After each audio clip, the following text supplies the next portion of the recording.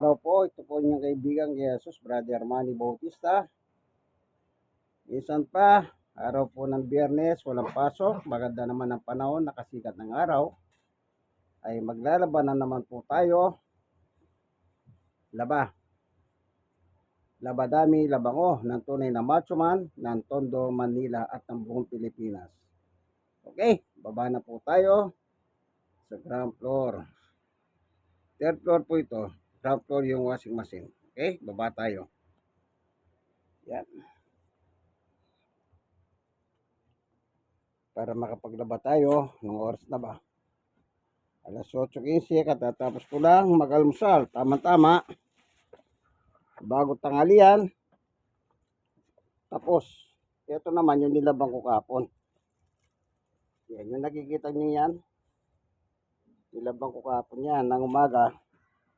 Ito yun na. So, bababa tayo. Bababa po tayo. Dahan-dahan lang kasi mataas yung hagdanan. Masakit na yung aking mga paha. Isa po ako senior citizen, 65. At stroke nose, 7 years. At yung tuhod ko, may tama na. 7 years din po. No? Sige. Meron pong damage yung tuhod ko. Konti lang naman. Ika nga ng orthopedic. Punit lang. Konting punit, sabi niya. Okay. Kahit na konting punit, may punit na. Kaya, kailangan nag-iingat din po tayo. Hindi po biro. Kasi medyo mabigat ako. Malusog ako. Kaya, yan ang isang nakakatakot. Even ang mga doktor po, sabi nila, kapag pabigat ka, heavy, medyo yan ang magpapahirap sa iyo, sabi nila. Dahil yung tuhod mo, hindi naman po nila pinagkakaila. Sinasabi ng doktor yan. Okay. Magsisimula tayo, magbababad muna, no? Okay, ito. Ang washing machine. Gaganyan muna natin para madulas.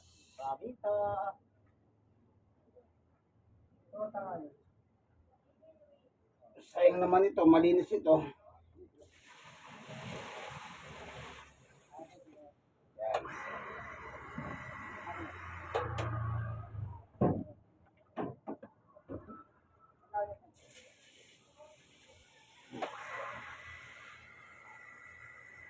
Yan.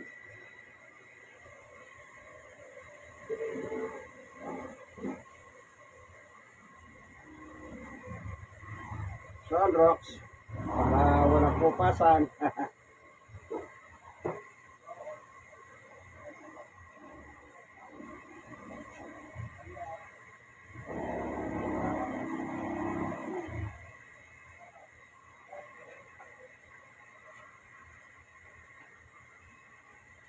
Bababad muna para mamagayin dumi at lalambot yung tela. O 4 panguling banlaw para mabago yung damit. Ang damit. Ito ay salon. Isa po ako senior, stroke nose at PWD. Kapag meron kang yeso sa katawan, ay ano nakikita nyo? Areglado ka.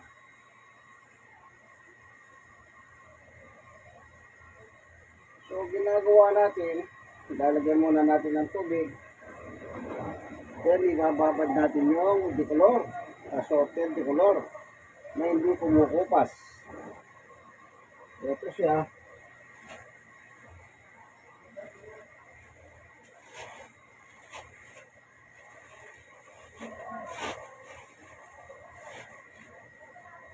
Yan, hindi ko lang po.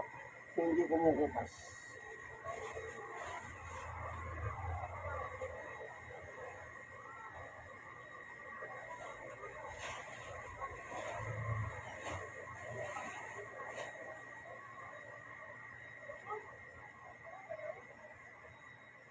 Yan, nilalagyan natin ng tubig bago tayo magsimula magbabad. Ganyan lang po yan, ano? Okay? Labas tayo. Magandang panahon ngayon.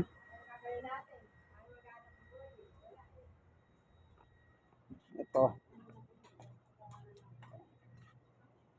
Nakasikat na yung haring araw, kaibigan. Haring araw. Sumikat na.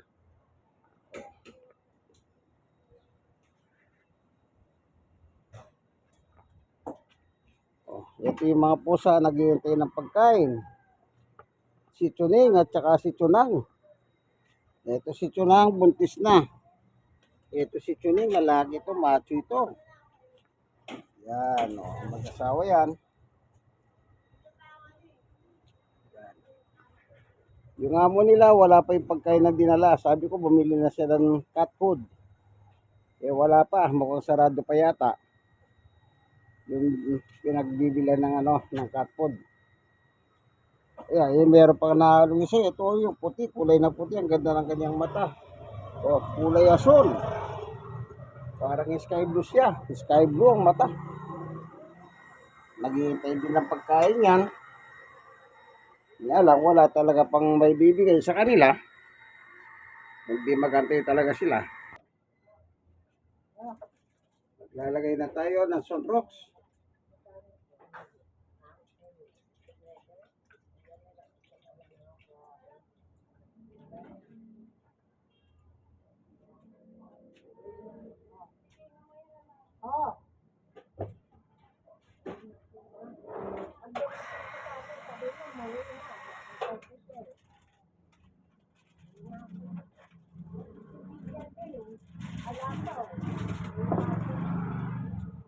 Powder.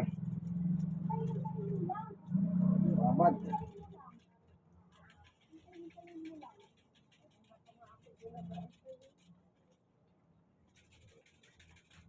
Friday ngayon, wala pong pasok. Salamat naman sa Diyos. Kasi nagkaharaw na kahapon at ngayon. 2 araw na sumikat ang araw. Kinabagan ng Diyos ang Pilipinas. Dahil marami na pong binaha. Ayun ko, pag tuloy-tuloy yung pagsikat ng araw, kahit 1 linggo, na walang ulan, lahat ng nagbahayan, matutuyo. Yung baha ba, ang inap ng baha, lahat po yan matutuyo. Kasi kung masikat ang araw, mainit siyempre, yun ang resulta. Kaya,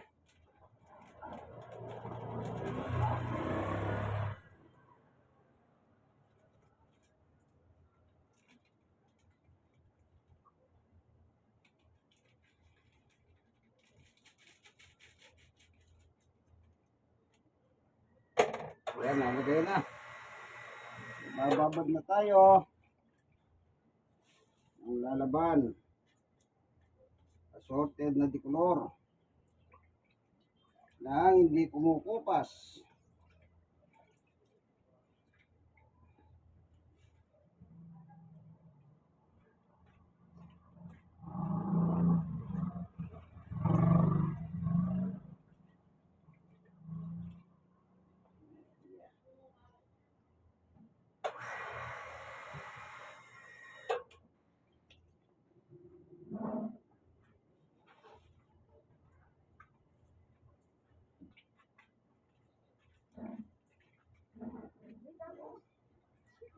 Bababad po muna natin ng 30 minutos para mamagay yung dumi.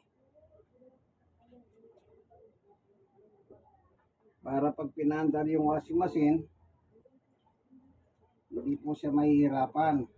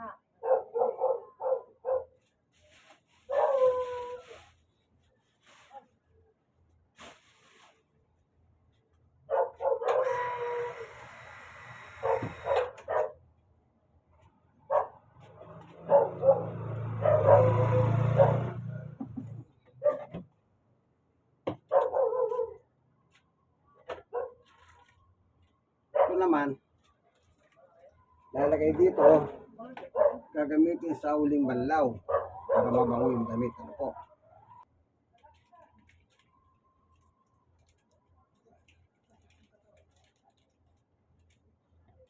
Lalagay lang muna dito sa tabo, no?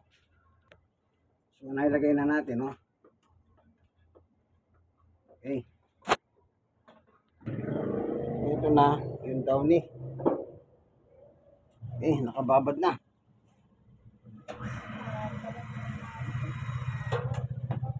Hintay tayo ng 30 minutes bago natin paandarin ang washing machine. Ito po ang inyong kaibigan kay Jesus, Brother Manny Bautista. Isa po ako senior citizen, stroke nurse at PWD.